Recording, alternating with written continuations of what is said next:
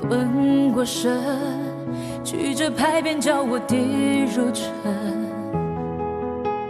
拘我魂，条条规训叫我忍了吞，笑我的虔诚，迈不出家门，要不正要我忍，浑身的走完这一生。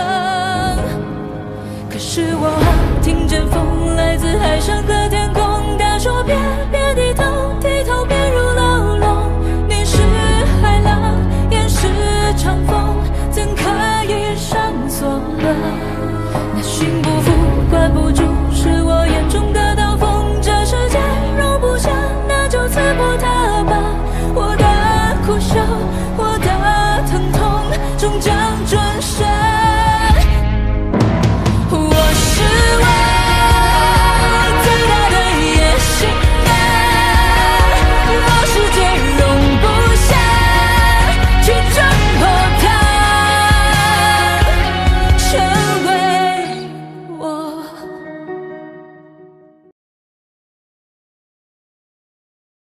所以，与其捏在自己手里，不如大方的送出去，作为一个筹码，和守元药妆谈其他的条件。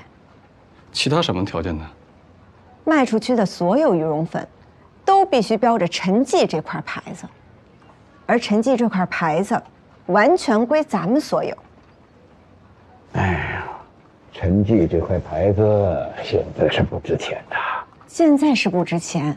但如果我们能利用守元药妆的人脉，再利用眼下大家对羽绒粉的追捧，让陈记这块牌子全国闻名，那往后不论我们拿这块牌子卖什么，都事半功倍了。对，爹啊，我觉得少华说的有点道理。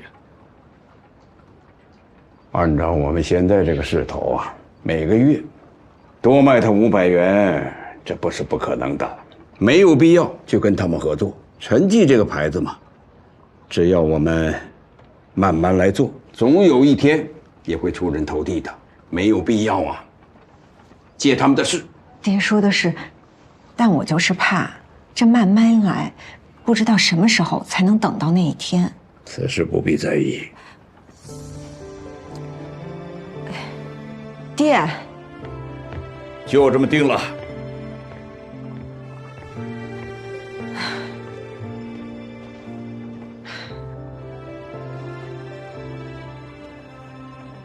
没事吧？爹还是太看重眼前的小利了。爹肯定有爹的考虑嘛。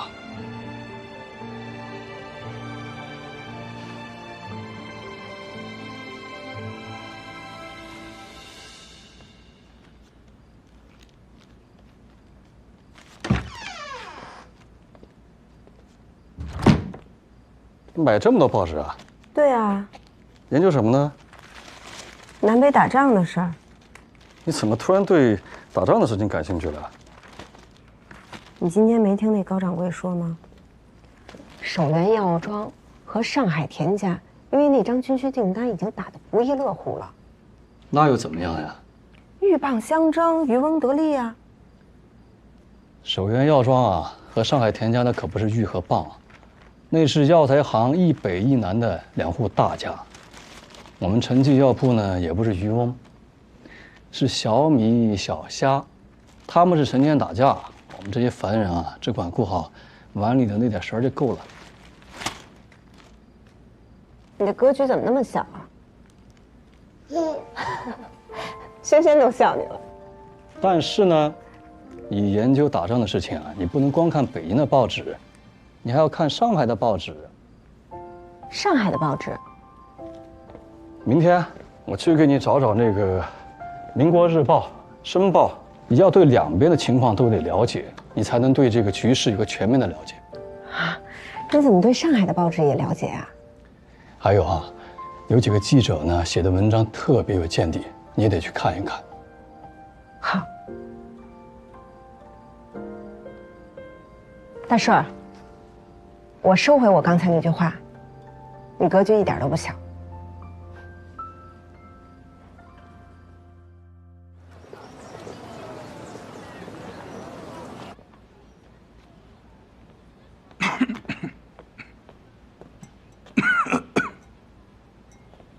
我能坐这儿吗？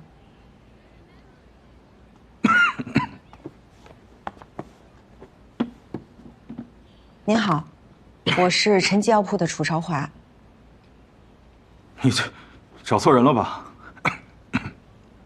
若是为了利，那肯定是要找徐特使和兰主任；若是在取利之外，还想及时救人的话，那只能是找您商副官了。看不出来你还挺会说话呀。这是我们陈记药铺的报价单，商副官，您看了就知道，我们陈记药铺不光会说话，更会做事。哎，账单。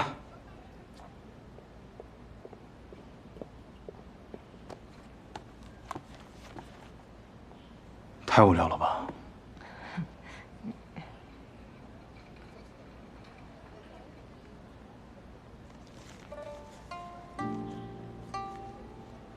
你们这是根据不同的伤情调了不同的药包啊，同样是止血止痛，伤处不同，所用药材那也是有差别的。就譬如之前商副官即被中枪，如果能及时用上我们的正骨药包，必定不会落下下雨天肿痛的病根儿。你是怎么知道我之前几辈曾经中枪，又是怎么知道我有这个病根呢？商副官曾经参加讨逆，冲锋在前，雄姿英发，那可都是在报纸上登载过的，我等小民都有印象的。嗨，俱往矣，不值一提。商副官，何不再看看我们这报价？恕我直言啊，你们要这么报价，那可没什么胜算呀。我们陈记药铺这报价可能不是最低的，但您看看我们的用料，那绝对是最真最好的。那你这么说，你怎么保证呢？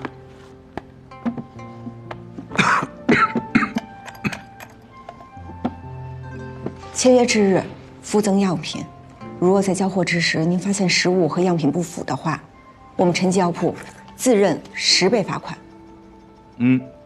倒是没有哪个药铺敢签这样的条款。如果我没有猜错的话，晋军9月就要南下了，交战地多半在湖南一带。其实暑热未尽，南方又多湿气，北方的士兵就很容易中暑或患上疟疾。所以在枪伤、刀伤的救治药物之外，我又额外加配了藿香、黄连、茯苓等清热解毒、化湿止泻的药材。你连这个都研究了？战事莫测，万一不能速战速决，天气又由热转凉，尤其暑热之症未绝，又容易受上风寒，那就更麻烦了。所以我又加配了专治内热外寒的药材，到时候让医官照方取药即可。难为你们这么用心啊！其实，我们宁可不挣这份钱，也不希望打仗的。但是国家大事，不由我们决定。我们唯一能做的，就是希望士兵尽量不要受伤。万一受了伤，至少能够得到最及时、最有效的救助，将伤痛减轻。要是所有人呀，都能像你们这么想就好了。可那些人呢？他们想的就是他们的回扣，他们的利润，而这些在前线打仗士兵的生死，他们根本就不在乎。商副官，难道就不能为前线士兵再争取一下？我吗？我人微言轻。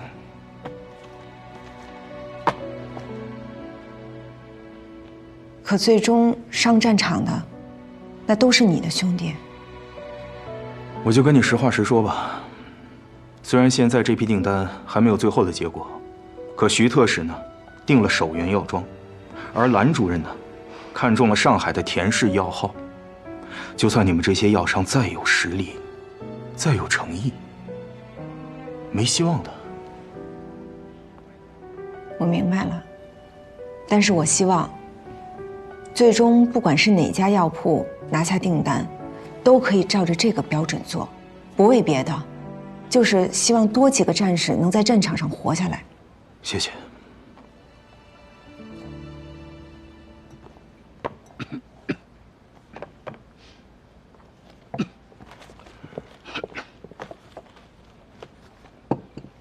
这是啊，我前2天在徐特使那儿，听到您一直都在咳嗽，我就专门配了这碗清凉解表、专治热咳的药。商副官，虽然第一次见面，但您若信我的话，可以试试。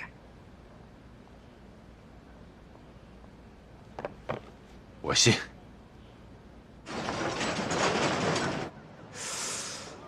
这事儿有点难办呐。嗨，这事儿啊，要是别人来办，那确实是很难办。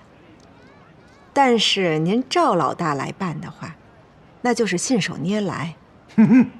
这话我爱听。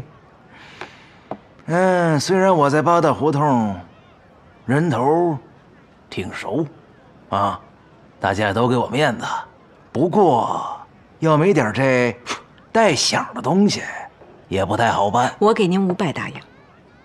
真的？真的。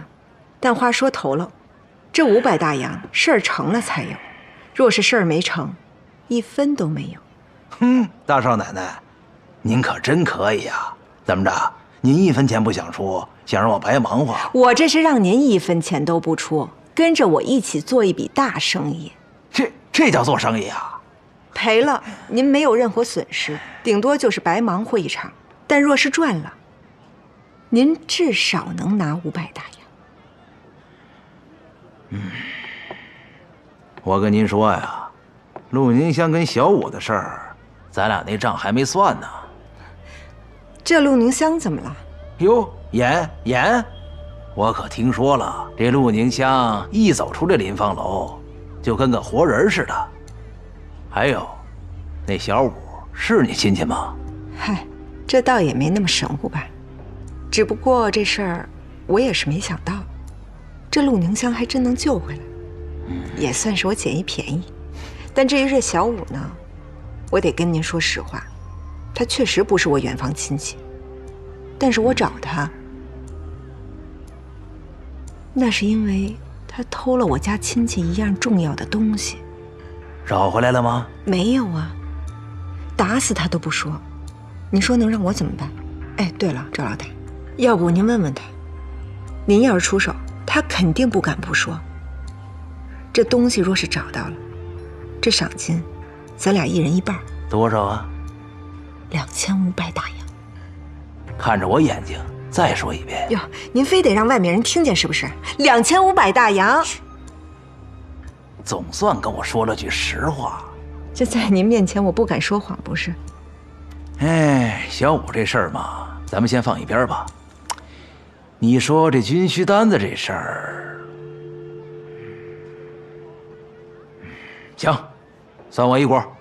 呀，那谢谢您了。不客气。小心台阶啊！啊。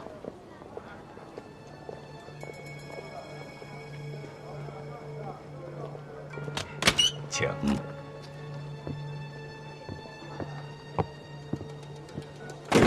是。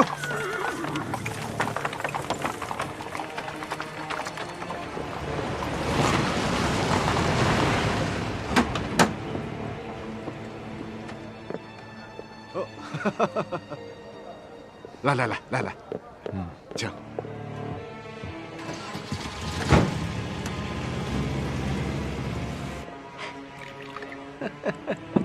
许老板，我敬您一杯。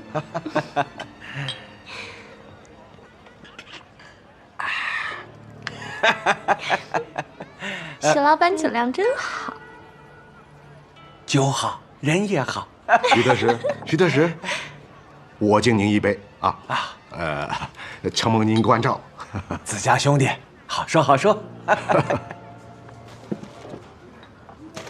这姑娘的名字有点意思，叫孝义欢，是朱家胡同李老鸨子的人。之前在新世界群芳选举得了一个什么什么花国总理的头衔。果然漂亮。守元药庄大掌柜许洪年花4000大洋给他赎了身，又花了800大洋给他置了宅子，之后连人带宅子都给了这徐特使了。这守元药庄的人，还真是出手大方哈。谁说不是啊？这是地址。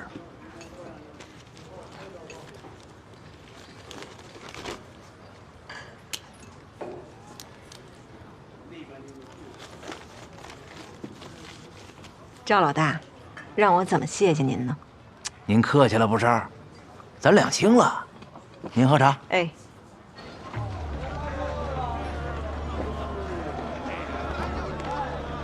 哎，您好，想问一下，想把这封信寄到上海去，该怎么办？哦，您就需要把这个信封放到那个邮筒里面就可以了。邮筒？啊，对，就那边。好，谢谢。不客气。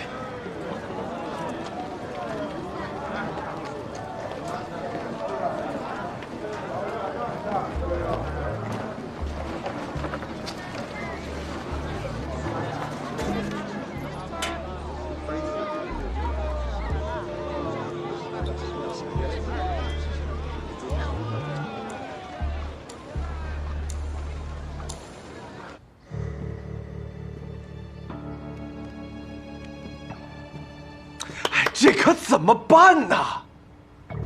不是说这事儿没有别人知道吗？怎么记者把什么事儿都给登出来了呀？我，哎呀，我这回去怎么和督军交代呀？田家，一定是田家。你怎么知道？这不明摆着吗？要不是那田大少授意，上海的报纸怎么能管这种破事儿？啊，那他们是一箭双雕啊！他们把我搞下去了，让那位姨太太的表兄上位，军需订单就全是他们家的了。行，既然他们不守规矩，那就别怪我不择手段了。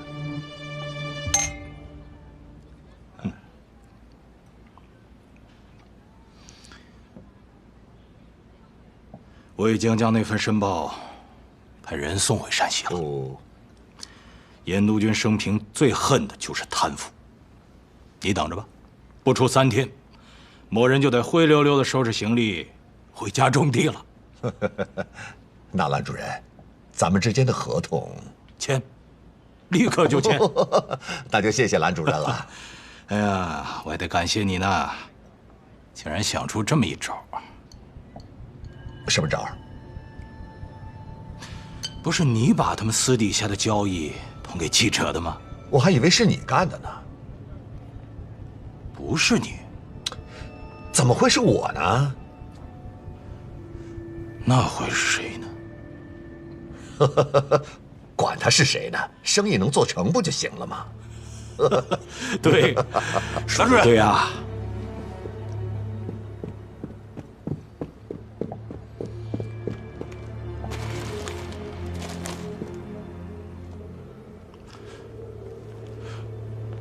怎么了？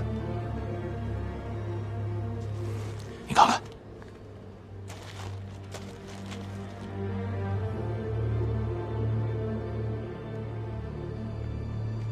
夏元这王八蛋，哎，他给我来这招啊！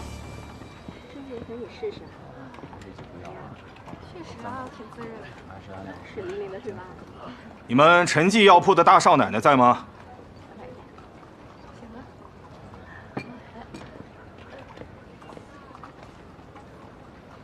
商副官，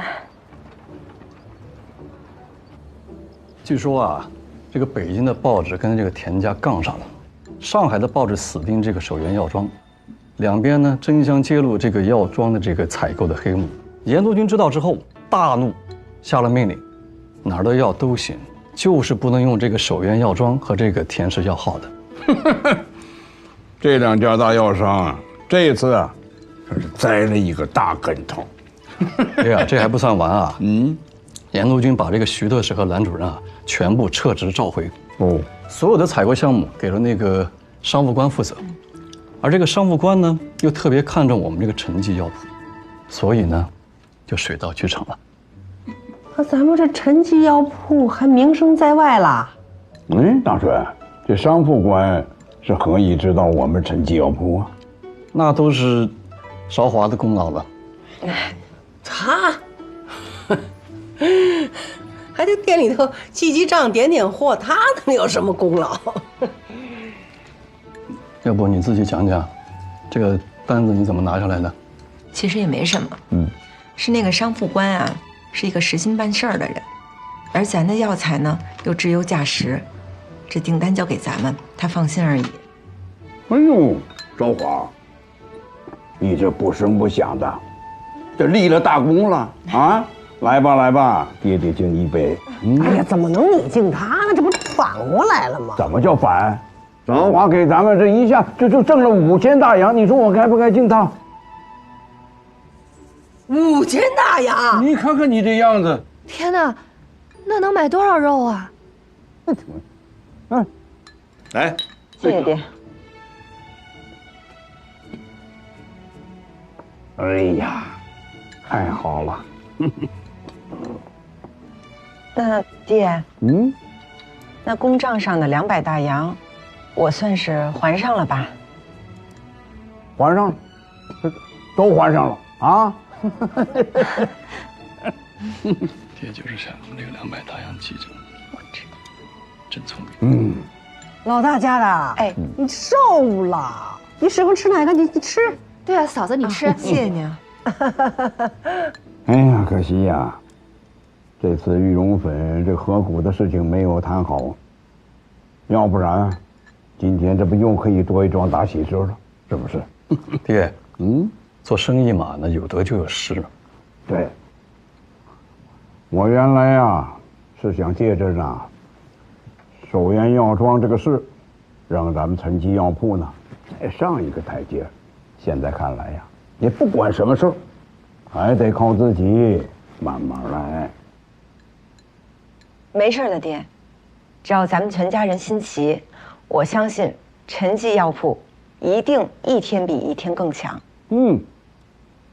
我今儿个呢就放句话，您别看他守源药庄现在高高在上的，但是咱陈记药铺早晚有一天能超过他们，成为这北京城里数1数2的大药号。哎呀，昭华，你这话说得好，来碰一下，碰一下，来，碰一下，碰一下。哎呀，夏三，老板，这些呢是我准备带回日本的药材，还请夏老板帮忙采购一下。小村先生，咱们合作这么久，都非常愉快。放心，给你的药材绝对是质量最好的，而且价格是最优的。那真是非常感谢夏三。另外，我这里还有一个小小的不情之请，能不能送我几个中国的药方？小村先生又跟我提这件事情是吗？我跟你说了，我只卖药，不卖方。这些药方我愿意出高价。我跟你一样，钱对于我夏云来说不是问题，但是倒是有个法子。请讲。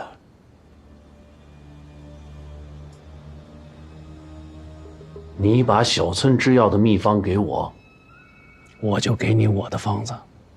哎呀，夏三，你开什么玩笑？所以说嘛。既然这样，那夏三，我先告辞了。合作愉快。送小村先生回客栈。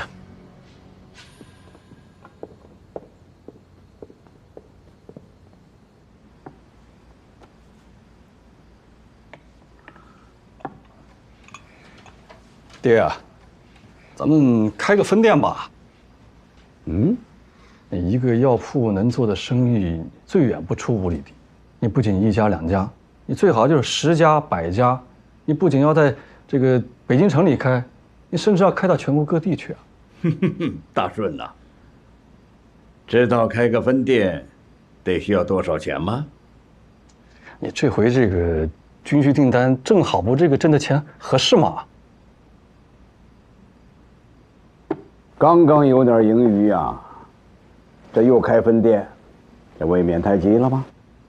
爹，我倒是觉得，的确是得趁热打铁。趁咱这玉龙粉正在势头上，咱赶紧把陈记药铺的名头打出去。就算将来玉龙粉卖不动了，可咱陈记的牌子早已名声在外了。哼哼，昭华，现在咱们陈记药铺这都有点忙不过来了，再开个分店，你这不是捉襟见肘吗？这分店和老店看似是两处的生意，但事儿上其实还是那些事儿，就是把一半的货呀放到另外一处去卖，等于办一件事儿，赚2份钱。啊？爹，我算过了，刨去这军需订单呀，咱陈记药铺1年的收益，也不过是3000大洋。但是开分店以后就不一样了，2家店1年总收益加起来，那能达到8000大洋。那么多钱，应该多买几亩田地更保险。反正我听说呢，夏元当年，就算是借钱，也要在各个繁华要地开设分号，待分号连成一气，对买家那就是店大欺客，对卖家那就是客大欺店。就这么着，才有了守元药庄的今天。对，就是这个道理。你陈记药铺有了这个分店，有了名字，那客源就多了呀。你客源多，那货源就好谈了，那这个成本它就可以降下来。你成本降下来了，那挣的钱不就多了吗？说说吧，到底怎么回事？老板，这件事情是我没办好，我认罚。罚倒是次要的，关键是这生意怎么丢的，自己心里有数了吗？清楚，轻敌了。只顾应酬徐特使，却没料到，这田大少的手段竟然如此下作。可最终这田大少也没有拿到这份订单呐。是啊，被一家小药铺捡了漏。小药铺？多小？陈记药铺。正是那家陈记药铺。这陈记药铺也是运气好。生意场上没有运气，只有实力。是。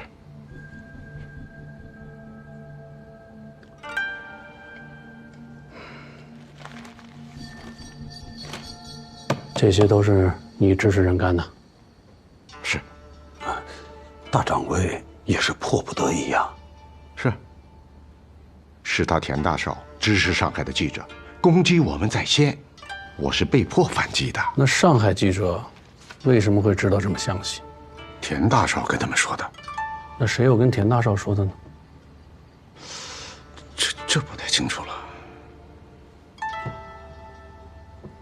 你跟徐特使之间的往来，除了咱们自己人之外，还会有谁知道？也就只有八大胡同的几个人知道。八大胡同，当初羽绒粉就是从八大胡同搞出名头的。正是。老板，你是怀疑这件事情是陈记药铺干的？不值得怀疑吗？最终的受益者可是他们呀。既然你们都看好，那就开吧，啊！但是啊，咱们说好啊，这老店我来坐镇，分店嘛，就交给大顺还有你们2个来打理。谢谢爹。爹，分店交给我和大顺来打理没问题。但我还有一个条件。什么条件？我和大顺要分店的5成股份。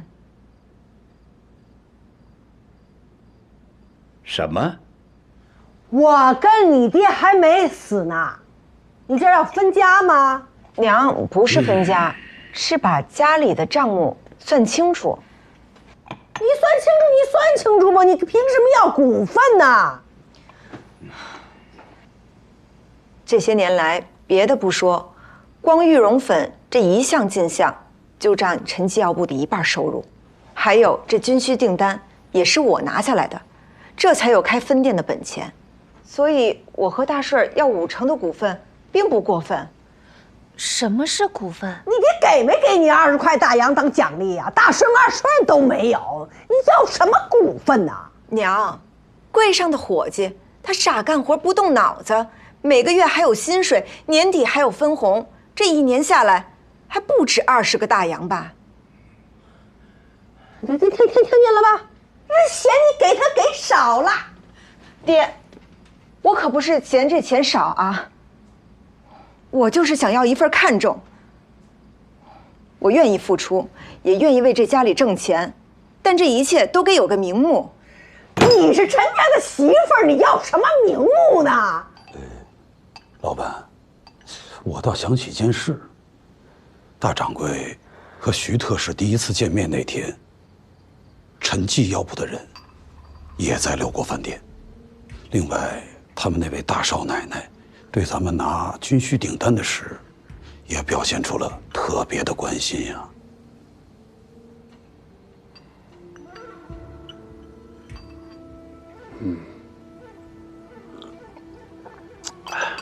说说玉龙粉吧，跟陈记药部谈的如何呀？没谈成。没谈成？是这样，他们不愿意共享秘方，也不接受4、6分成。后来我让到了无误，他们的态度有所松动，但突然又坚持只做陈记这块牌子。那既然如此，便无法再谈了。厉害呀！看来之前我是小看陈家老爷子了。这陈家老爷子老练持重，但我觉得这陈家最厉害的倒是他们家那位大少奶奶玉龙粉，就是她的主意。大少奶奶，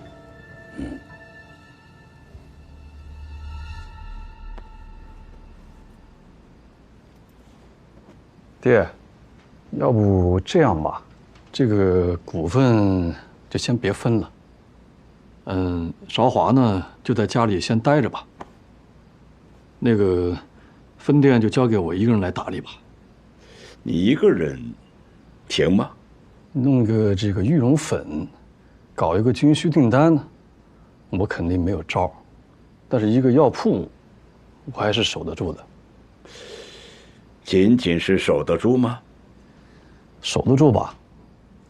但是另外啊，这个分店我专门去管理这个分店，那总店我肯定就顾不过来了，你可能还得去请一个人。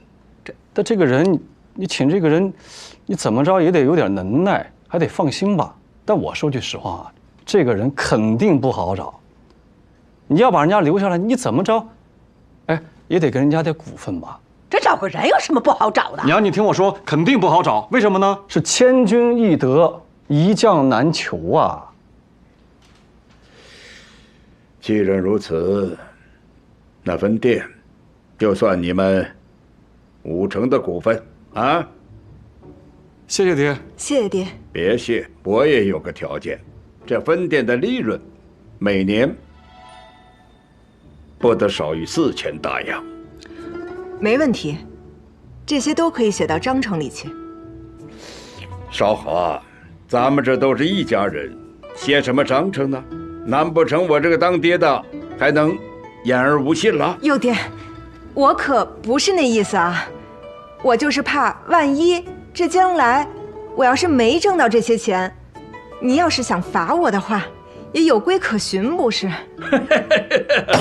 孩子，哎呀，我相信你一定没问题啊！谢谢爹。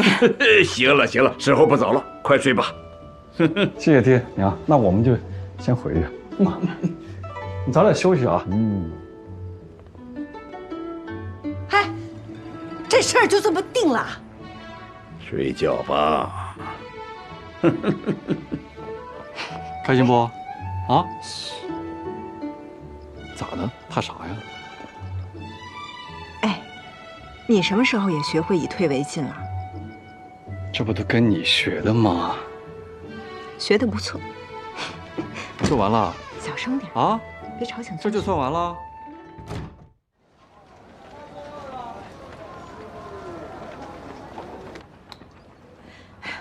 回来了。哎呀，回来了。哎呀，怎么样啊？给你累了，来。再来一碗。房子已经开好了，明天就能签。木匠、石匠、瓦匠那边也都谈好了，家具呢，明天就能定。牙行那边，后天去。别太累了。我不累，我就盼着咱们这分店早日开张呢。快了。对了，你的信。我的信。对，上海来的啊，那肯定是二妞写给我的。这信是代笔先生帮二妞写的吧？字儿不错。韶华无子，见字如面，无异于沙场宫，稍作安顿。余未知上海之时，已知上海之大之繁华。此行亲见，更是闻所未闻，见所未见。唯期盼如意能早赴上海，大展宏图。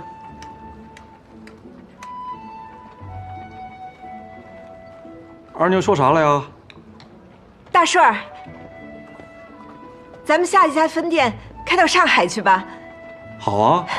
然后，再下家分店开到广州去。行。再下一家，再下一家开到汉口。汉口怎么样？可以，你想开到哪儿就开到哪儿。下家分店就开到成都。好啊，成都好。然后我们把店开到全国各地。一个一个来。对，一步一步来。先去上海。得努力啊。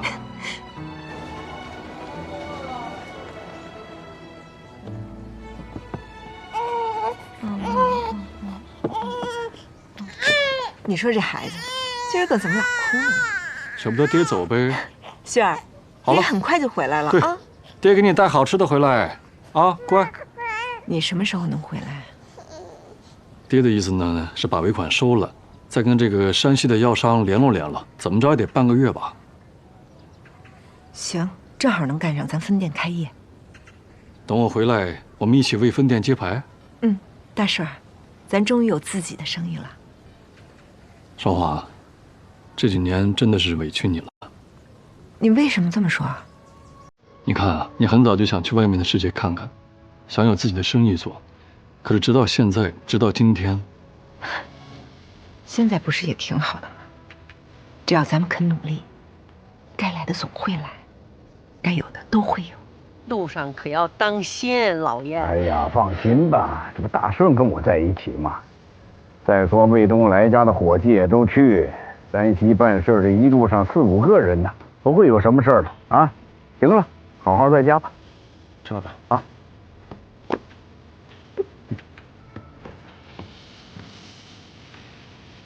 路上吃的东西在哪儿呢？哦，嘿，走了。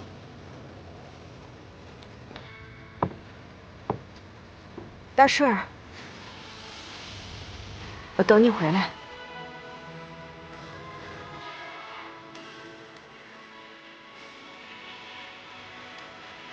等我回来。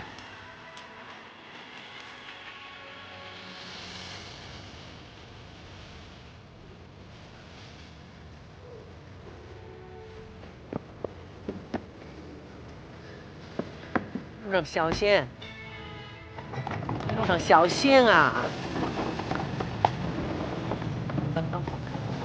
走。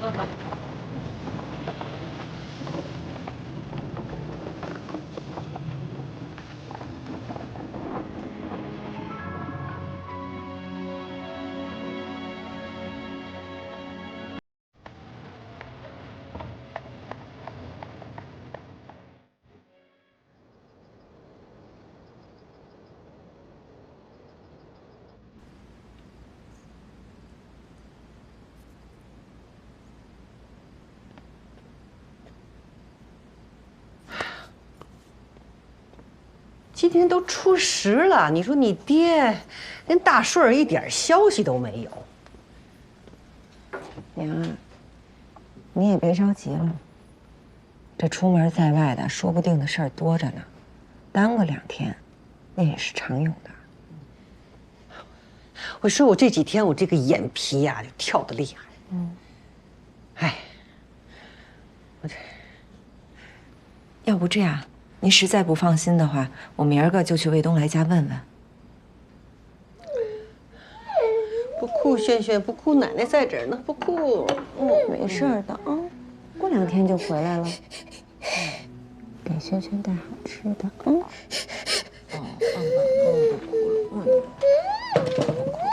没事，抱抱啊，抱抱，不哭，不哭，不哭。哎呀，不哭，好孩子，不哭。哎呀。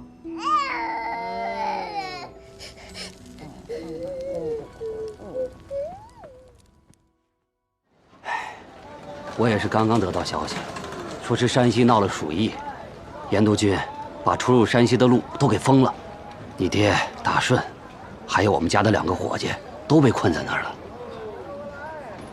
那这是要困多久？这就不知道了。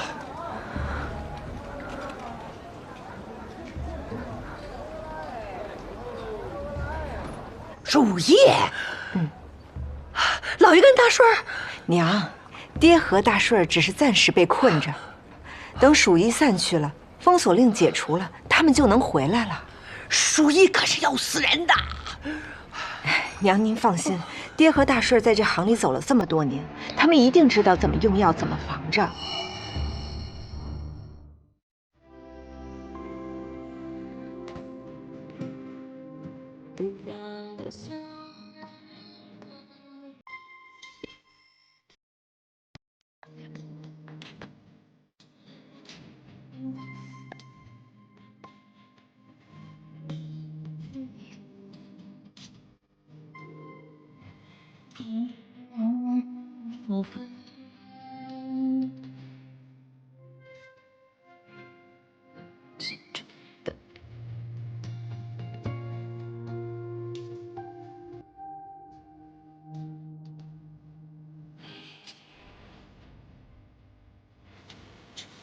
我也